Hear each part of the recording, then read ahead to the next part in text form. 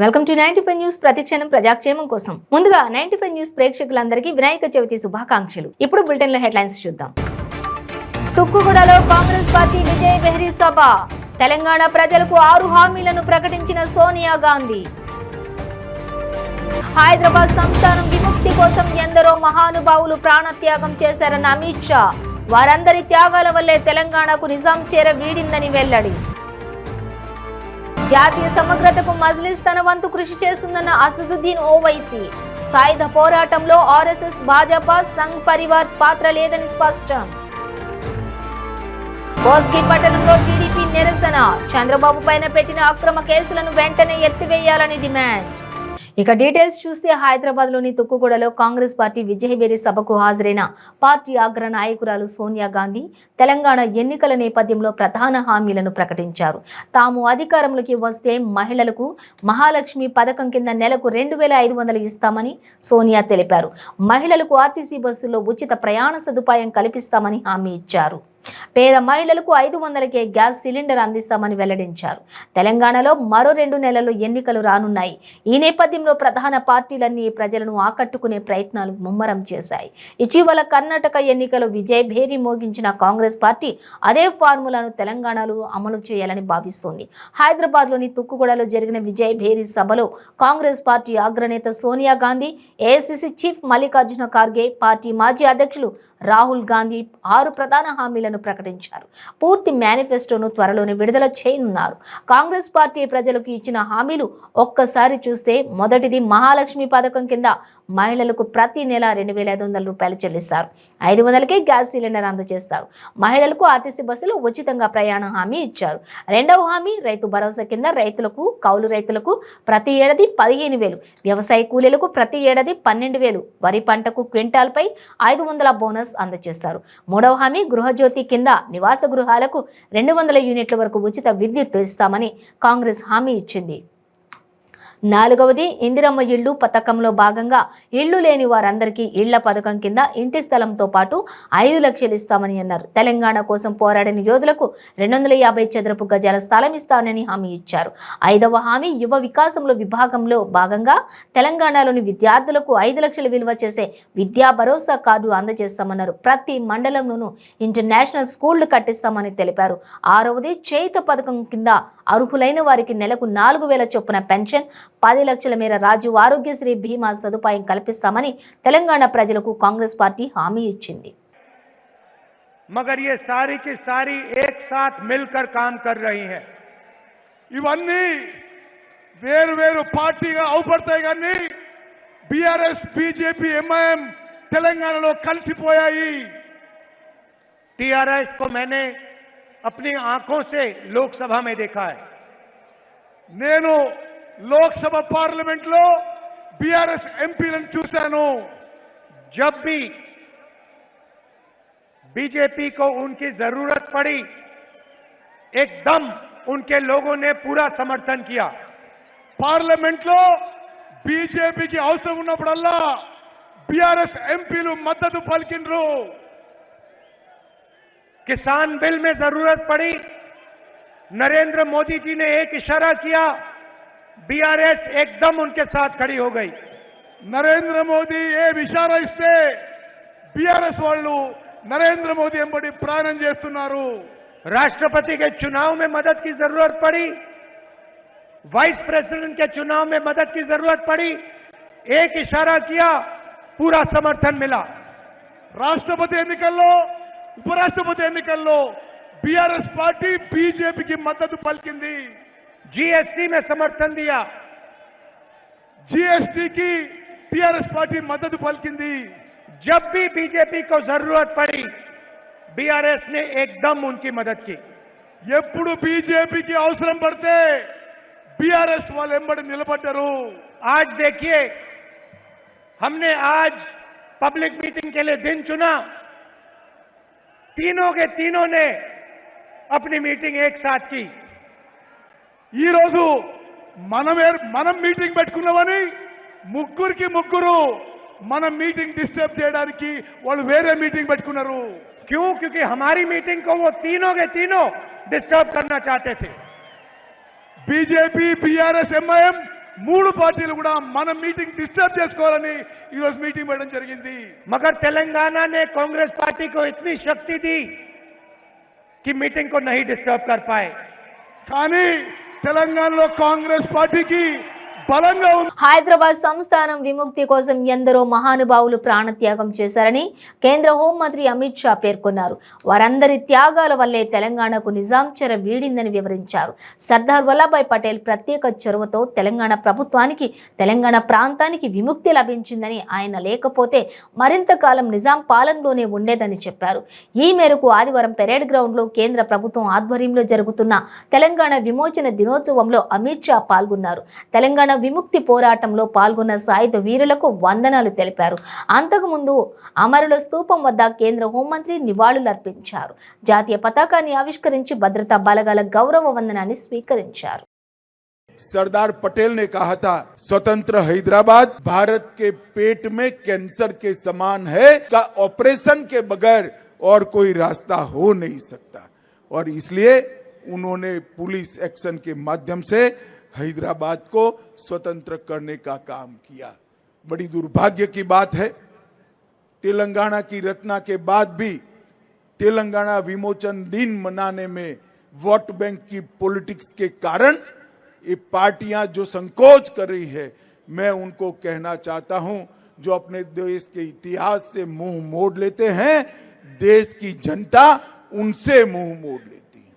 हमारे देश के इतिहास पर गौरव कर कर, हमारे शहीदों के शहादत पर गौरव कर कर, स्वतंत्र संग्राम के इतिहास पर गौरव कर कर ही हम इस देश और हैदराबाद को, तेलंगाना को आगे बढ़ा सकते हैं. और यहां पर जिस प्रकार से निजाम के क्रूर शासन ने कई फरमान दिए थे, माफूसा और गैर माफूसा का भेद खड़ा किया था, उससे मुक्ति सरदार पटेल ने दिलाई थी.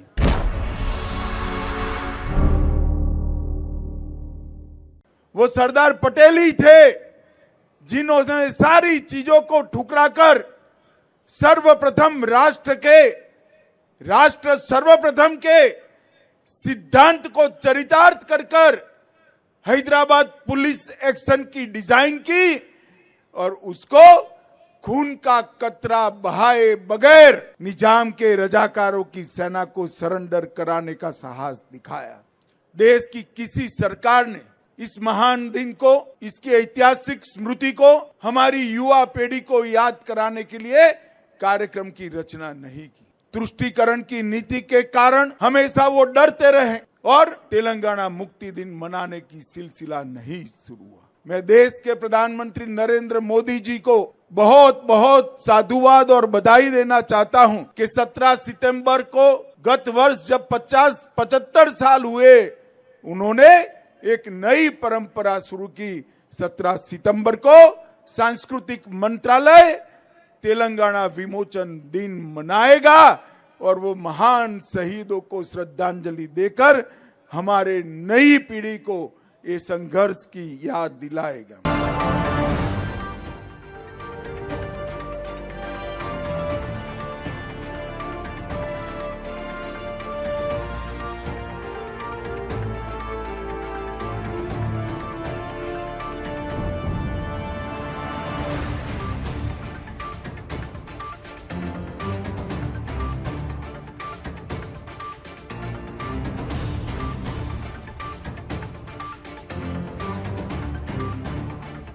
జాతీయ సమగ్రతకు మజ్లిస్ తన వంతు కృషి చేస్తుందని ఏఐఎంఐఎం అధినేత హైదరాబాద్ ఎంపీ అసదుద్దీన్ ఓవైసీ పేర్కొన్నారు.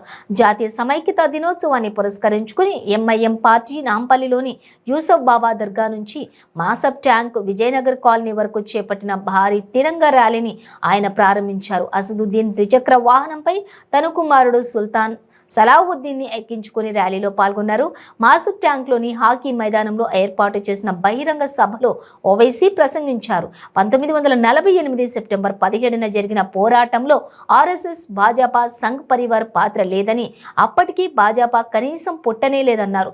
పెన్నుతో ఏదైనా రాశాకే జేబులో పెట్టుకుంటామని, కానీ అందరిపైన క్యాష్ స్మూత్ మాత్రమే కనిపిస్తుందన్నారు. అలాగే ప్రస్తుతం భాజపా కూడా తన పాత్ర ఎంతో గొప్పదని ప్రచారం చేసుకుంటోందని చరిత్రను ఎవరు వక్రీకరించలేరన్నారు. बीजेपी की हुकूमत रही है तो कभी कांग्रेस की रही है, मगर बर्बाद कौन हो रहे हैं? तकलीफ के 95% और इसमें दलित भी है, मुसलमान भी है, आदिवासी भी है, और हमारी बर्बादी पर इन आके अपना ताज लगाते और वोट हासिल करते। ये बात आपको समझाना जरूरी समझता हूं मेरे अजीज दोस्तों और बुजुर्गों, क्योंकि हमारे भाई ने मजमू में से कोई बात ऐसी कर दी। अच्छा, ये बीजेपी बोलती कि इन रजाकार, हम अमित शाह से पूछना चाह रहे हैं, अमित शाह साहब, क्या आप इनका जो नारा लगाते, कौन बोला ये नारा? आबिद हसन ने दिया, हैदराबाद के थे, क्यों दिया? निजाम। अरे जो वफादार है तो वतन को छोड़ने वाले नहीं है। तुम कितना भी जुल्म कर लो, तुम्हारे बंदूक की गोलियां खत्म हो जाएंगी, तुम्हारी जेलें खत्म हो भाग जाएंगी, मगर हम अब वतन से वफादार थे और अपनी लड़ाई लड़ेंगे। कमजोरी के मजारे हम नहीं करेंगे। यही काम, यही सबक हमको हमारे मजलिस इत्तेहादुल मुस्लिमीन के बुजुर्गों ने हमको सिखाया। आज मजलिस पर तनकीद करने वालों, कभी तुम ये भी तो सोचो कि उस पुराशुभ दौर में जब 20,000 से ज्यादा लोगों को खत्म कर दिया गया, जब नौकरियों से निकाल दिया गया, जब सब चीज खत्म हो चुका था, उसके बाद मजलिस ने एक चिराग को जलाया। उसके बाद मजलिस ने एक चिराग को जलाया और इस उम्मीद पर जलाया कि हम बातिलों के तूफानों में इस चिराग को जला के रहेंगे, अपने हक को लेंगे। अब्दुल वाहिद ओवैसी ने मजलिस को ताल्लुक से कहा कि हम भारत के आईन में रहकर अपनी लड़ाई लड़ेंगे। उस वक्त भी मजलिस को तकालीफ दी गई थी।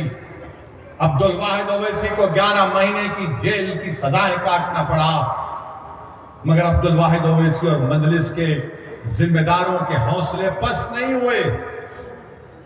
अब्दुल वाहिद ओवैसी के घर के बैंक अकाउंट्स को बंद कर दिया गया। अब्दुल वाहिद ओवैसी की औलाद को तकालीफ का सामना करना पड़ा। अब्दुल वाहिद ओवैसी की औलाद को तालीम को भी तर्क करना पड़ा, मगर अब्दुल वाहिद ओवैसी ने मजलिस इत्तेहादुल मुस्लिमीन की जिम्मेदारी को उठाया था। अब्दुल वाहिद ओवैसी ने अपने रुफ़क़ाओं के साथ मजलिस के पैगाम को लेकर आगे बढ़ा। अरे जालिमों, जो मजलिस पर तनकीद करते हैं, क्या तुम इस बात को भी नहीं मानते कि मजलिस ने लोगों के दरमियान में भारत के आईन के एतमाद को मजबूत किया? मजलिस ने अपनी सियासी सफर के जरिए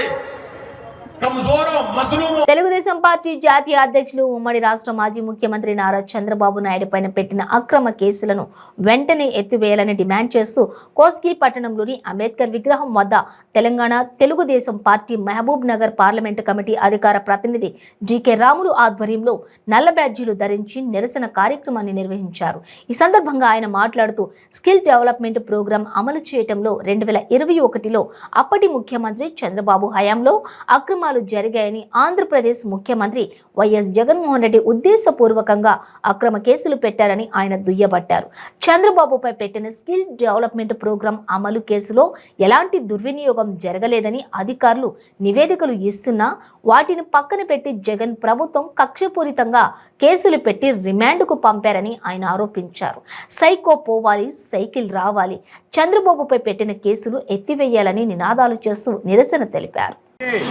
జగన్ పాలనకు నిరసనగా మరి ఐటీ ఉద్యోగులు రోడ్డుపైకి వచ్చి చంద్రబాబు గారి పరిపాలనలో మాకు ఉన్నతమైనటువంటి ఐటీ ఉద్యోగాలు వచ్చాయని చెప్పేసి ఉద్యోగులు రోడ్లపైకి వస్తే ఈ యొక్క రాష్ట్ర ప్రభుత్వం కూడా హైదరాబాద్ ఔటర్ రింగ్ రోడ్లో వచ్చినటువంటి ఆ ఉద్యోగస్తులను అక్రమంగా అరెస్టులు చేస్తూ దాడులు చేయడం హేయమైన చర్యగా ఈ సందర్భంగా మేము వర్ణిస్తూ ఉన్నాం.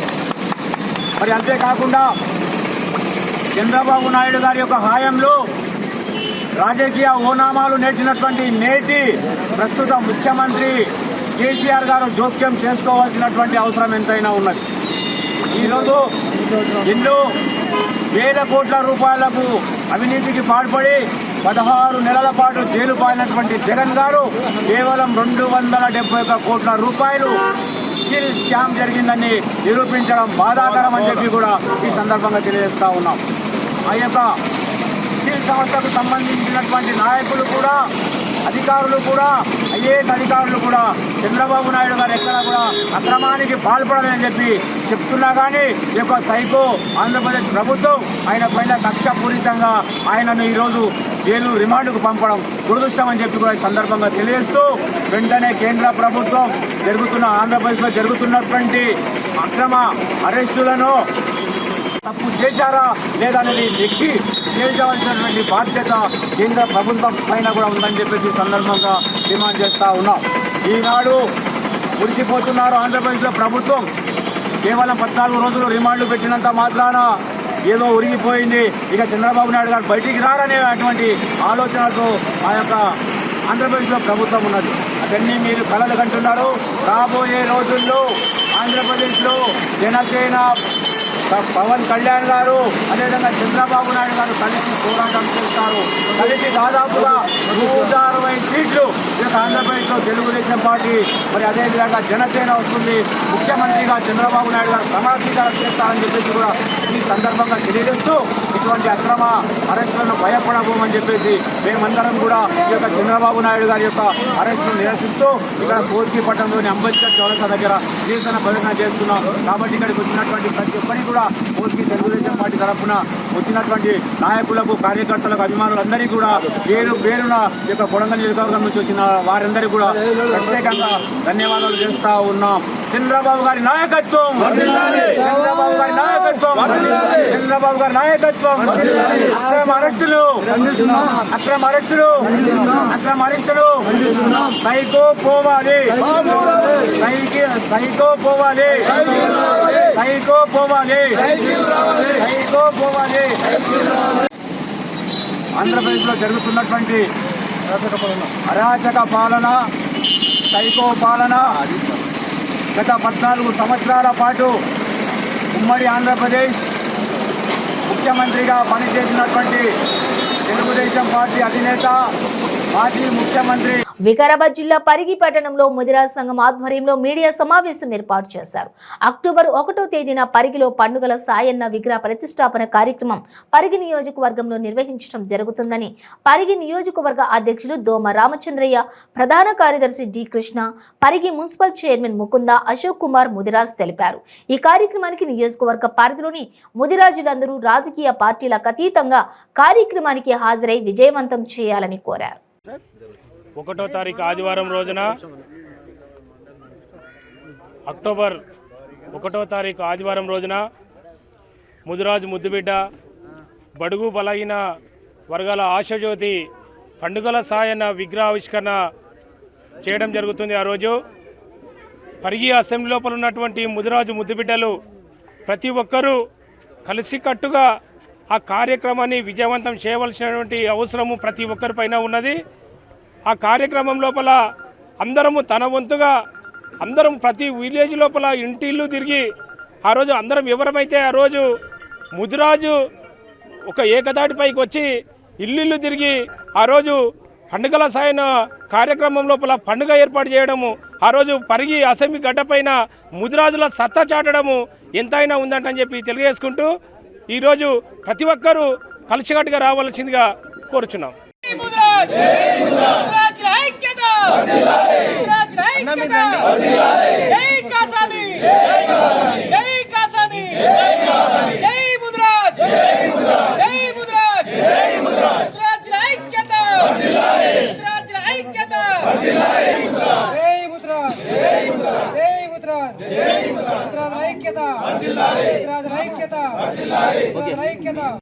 అక్టోబర్ 1 రోజు మన పండుగల సాయన్న విగ్రహ ఆవిష్కరణ ఉంటుంది.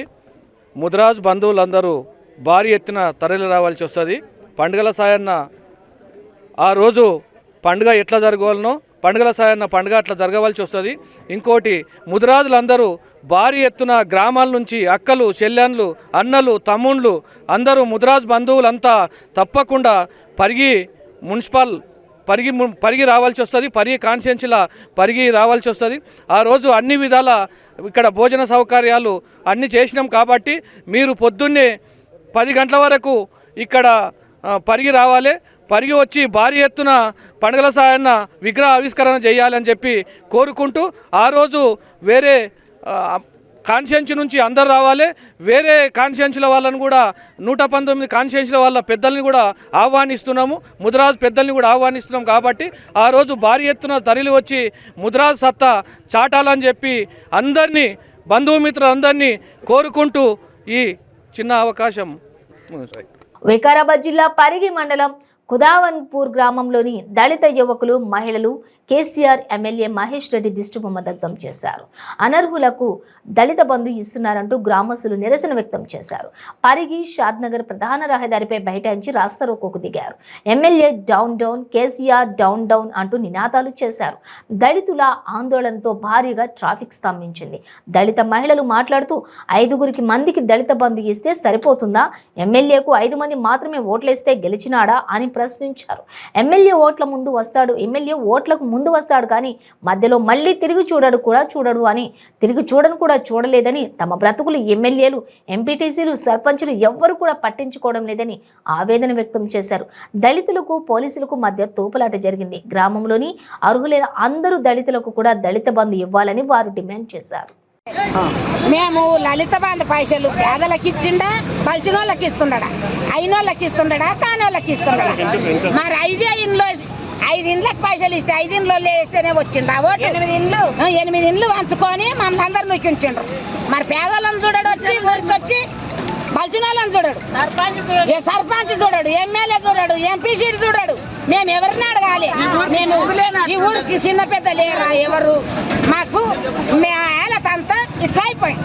మా జీవితమే పాడు చేసిండు. సర్పంచ్ ఎందుకు రాడు? మా ఎందుకు దాక్కున్నాడు? మేము సర్పంచ్ మాకు కలుస్తలేడు, పనులు లేపుతలేడు. ఎంపీ సీట్ లేదు, ఎమ్మెల్యే ఓట్లేసేటప్పుడు వస్తాడు, నడుము వచ్చి మాకేం మంచి చెడు తెలుసుకోడా? మమ్మల్ని మళ్ళీ చూడడు. ఊర్లో ఎంతమందికి వచ్చింది దళిత బంధు? ఎంతమందికి? 8 మందికి వచ్చినాయి. ఎంతమంది ఉన్నారు దళితులు మొత్తం? బాగానే ఉండొచ్చు.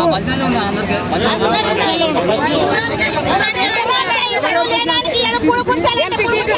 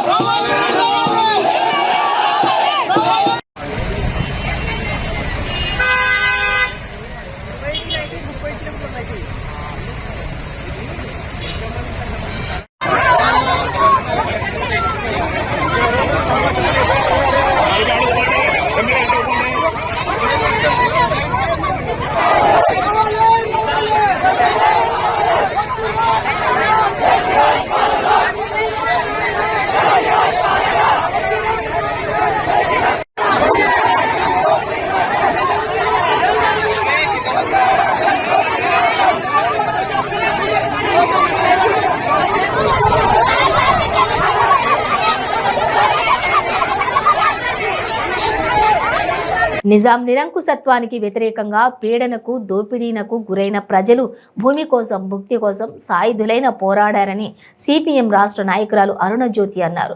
వెట్టి చాకిరి విముక్తి కోసం సామాన్యులు సైతం పోరాడారన్నారు.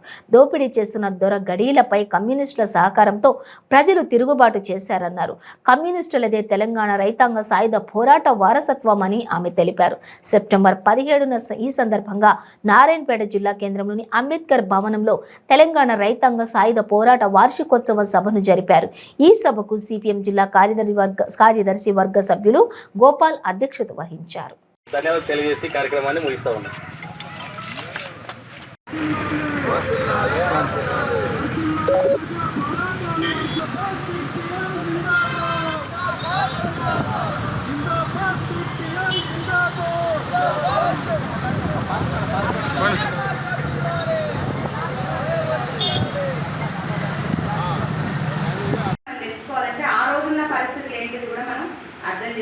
అనేటువంటి పరిస్థితి ఉంది.